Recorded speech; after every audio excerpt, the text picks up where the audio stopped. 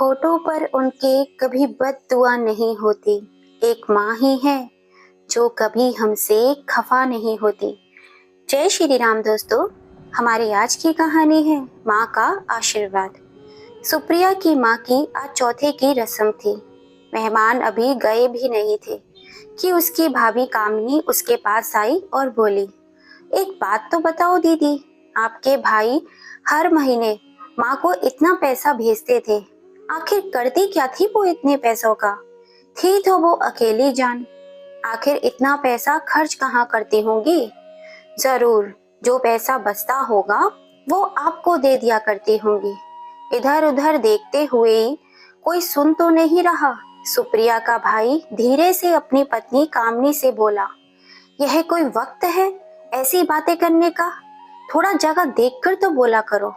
कामनी मुंह बनाते हुए बोली, भाभी की बात सुनकर सुप्रिया का दिल किया कि अभी उसकी बातों का जवाब दे दूं, पर एक तो वो बड़ी थी, दूसरा रिश्तेदारी का लिहाज करते हुए उस समय कामनी को बस इतना ही कहा, जब मैं फ्री हो जाऊंगी फिर तुम्हारे हर सवाल का जवाब दूंगी। एक तो माँ के जाने से सुप्रिया पहले से ही बहुत दुखी थी, दूसरा भाभी की शक भरी बातों ने उसे अंदर तक तोड़ कर रख दिया था। उसे कामनी को अपनी भाभी कहने में भी शर्म आ रही थी। वो यही सोचने लगी, कोई इतना बेशर्म कैसे हो सकता है? एक तो सास को अपने पास रखा नहीं, उसे दर दर की ठोकरें खाने के लिए छोड़ दिया, उस पर पैसों का हिसाब मांग रही है। उसी समय सुप्रिया कुछ पल के लिए अपने अतीत में खो गई।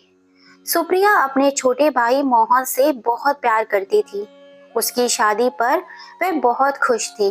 कामनी शादी के कुछ दिन बाद भाई के साथ ही चली गई थी, क्योंकि भाई दूसरे शहर में नौकरी करता था। कामनी के आने से सुप्रिया के माता पिता बहुत खुश थे कि चलो अब उनके बेटे को घर का खाना नसीब होगा और कंपनी भी मिल जाएगी। कामनी अब जब भी ससुराल आती तो बस मोहन के साथ वही 7-8 दिन के लिए आया करती थी। सुप्रिया भी इसी शहर में रहती थी, तो वो भी भाई के साथ वक्त बिताने के लिए अपने मायके आ जाया करती थी। कामनी हमेशा चिकनी चुपड़ी मीठी मीठी बातें किया करती और थोड़ा बहुत काम में हाथ बटा दिया करती थी। सुप्रिया के माता पिता बहू के इस व्यवहार से बहुत खुश थे। वे सबसे यही कहते थे कि उन्हें बहुत सेवा करने वाली बहू मिली है। सब कुछ ठीक चल रहा था। कभी कभी सुप्रिया के माता पिता मोहन के पास रहने जाते तो कामनी उनकी बहुत खातिरदारी किया करती थी, क्योंकि उसे पता था कि यह लोग 15-20 दिन रहकर अपने घर वापस चले जाएंगे। कामनी का जब बेटा हुआ तो सुप्रिया की माँ ने उसे अपने पास गांव में ही बुला लिया और उसकी जो सेवा उनके शरीर से करते बनी उन्होंने की। पर कहते हैं ना, समय एक जैसा नहीं रहता।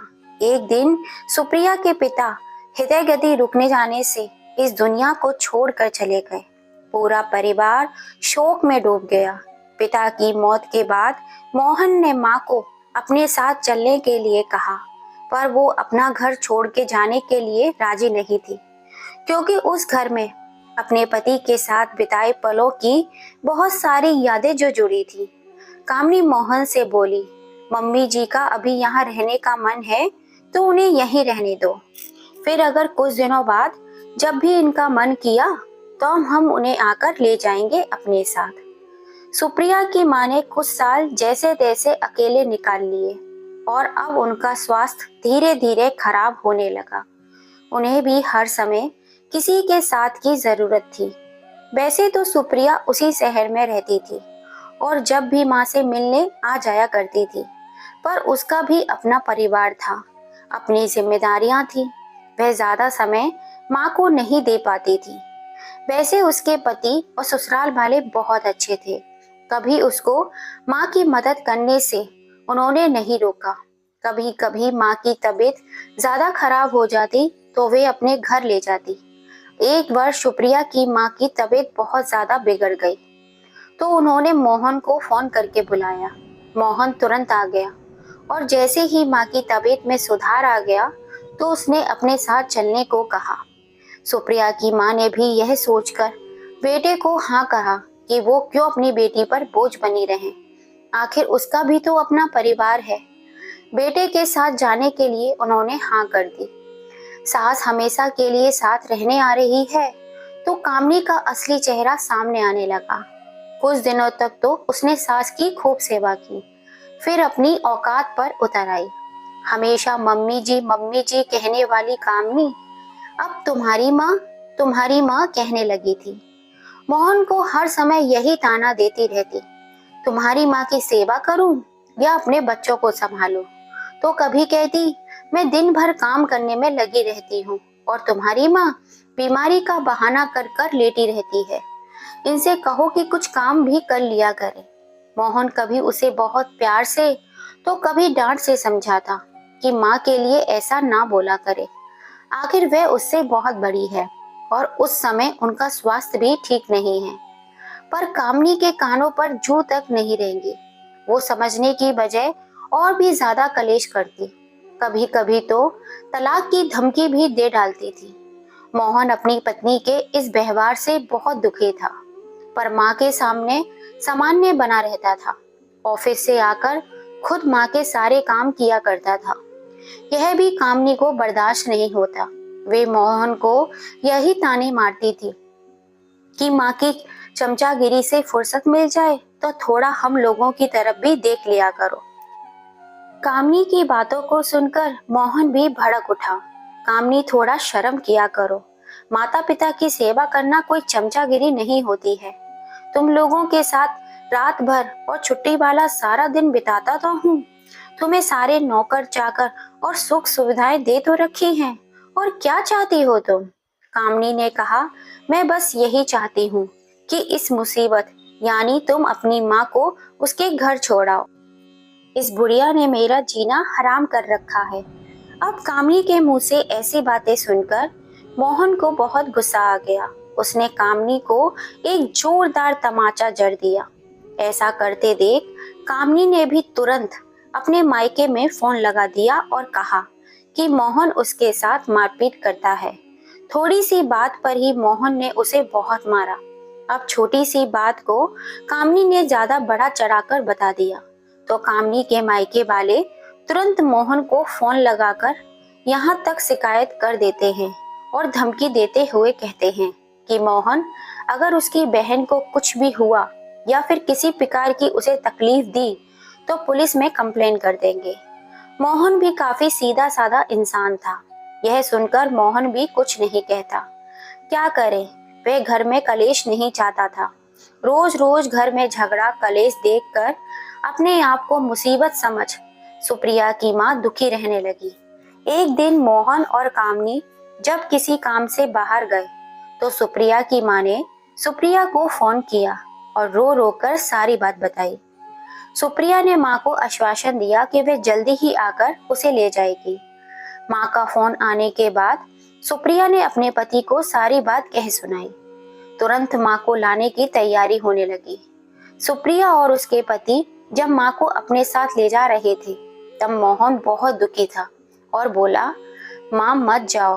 पर कामनी को ना तो कोई दुख था और ना ही उसके मुंह से एक बार कोई शब्द निकला कि माँ मत जाओ, आप क्यों जा रही हो। सुप्रिया माँ को अपने घर ले आई। वह और उसके पति बड़े प्यार से उनकी देखभाल करने लगे। सुप्रिया के बच्चे भी नानी का साथ पाकर बहुत ही खुश थे। सुप्रिया की सास और सुप्रिया की माँ दोनों मिलकर एक साथ अपनी जवानी के दिनों को, सुनहरे पलों को याद करके बातें किया करती थी। उन दोनों बूढ़ी महिलाओं को भी अच्छी कंपनी मिल गई थी। इधर मोहन हर महीने माँ को पैसे भेजता रहता था और कभी कभी उनसे मिलने भी आ जाया करता था। सुप्रिया की माँ ने अपने बेटे को बहुत बार मना भी किया, बेटा मुझ अकेली जान को पैसों की क्या जरूरत है। माँ के इतना मना करने पर भी मोहन हर महीने अपनी माँ को पैसे भेज दिया करता था और उधर सुप्रिया की माँ और सारे पैसों को मोहन के बेटे के नाम बैंक में जमा करने के लिए अपने दामाद को दे देती थी। इस शहर में सुप्रिया के दूर के मामा रहते थे तो वे कभी कभी सुप्रिया की माँ को अपने घर रहने के लिए ले जाया करते थे। ताकि लोग बातें न बनाएं कि बेटे के होते हुए माँ बेटी के घर रहती है।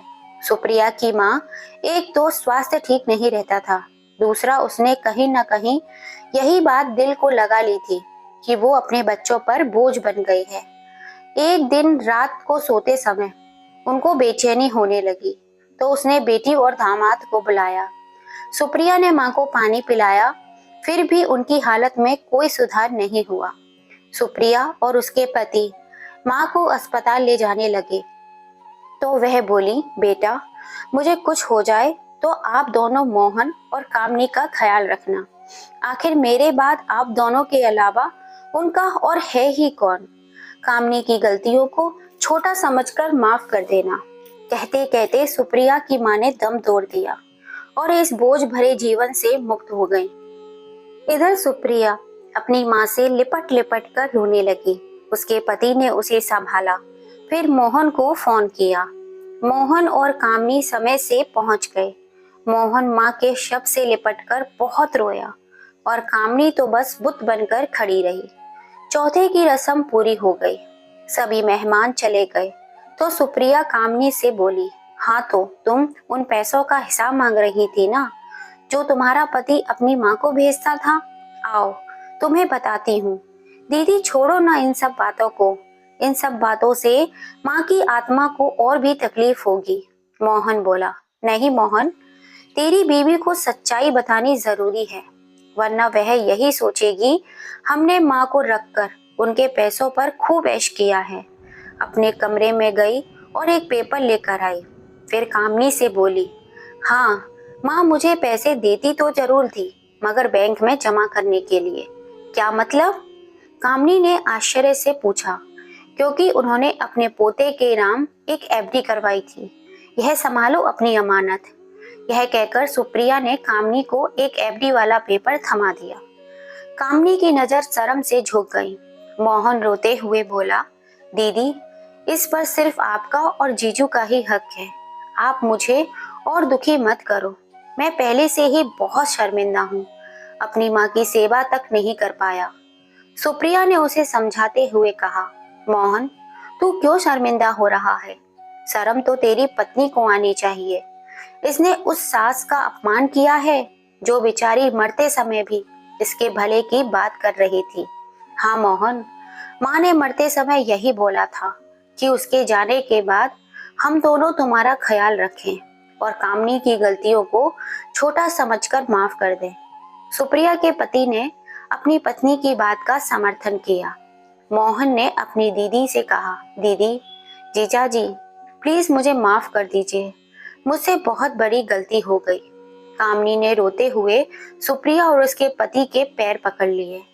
सुप्रिया के पति ने कहा, उठो कामनी, अब माफी मांगने से कुछ नहीं होगा। जाने वाला तो चला गया, अब जिंदगी में कभी कोई ऐसा काम नहीं करना जिससे बाद में तुम्हें शर्मिंदा होना पड़े या फिर माफी मांगनी पड़े। और हाँ, माता पिता बोझ नहीं आशीर्वाद होते हैं। बहुत नसीब वाले होते हैं जिनको माँ बाप का आशीर्वाद मिलता है। सुप्रिया ने कामनी को गले से लगा लिया। सास के जाने के बाद कामनी के व्यवहार में काफी बदलाव आ गया था। सुप्रिया से भी उसके संबंध अब मधुर हो गए थे। सब कुछ ठीक ठाक हो गया था, पर सुप्रिया के मन में कहीं ना कहीं एक टीस सी उठती रहती थी। काश मेरी माँ को कोई बोझ न समझता, उसे भी जीते जी उचित सम्मान मिलता, ताकि वो दिल में कोई भी कसक लेकर ना जाती। मेरी माँ सुकून और चैन से इस दुनिया को छोड़ कर जाती, लेकिन ऐसा ना हो सका। प्रिय दोस्तों, आपको ये कहानी कैसी लगी? कौन कौन अपनी माँ से बहुत प्यार करता है, कमेंट करके ज़रूर बताइएगा। और कहानी पसंद आई हो तो उसे ज़्यादा से ज़्यादा लाइक, शेयर एंड सब्सक्राइब कीजिएगा। फिर मिलेंगे आपसे ऐसे ही किसी कहानी के संग। जय श्री राम दोस्तों।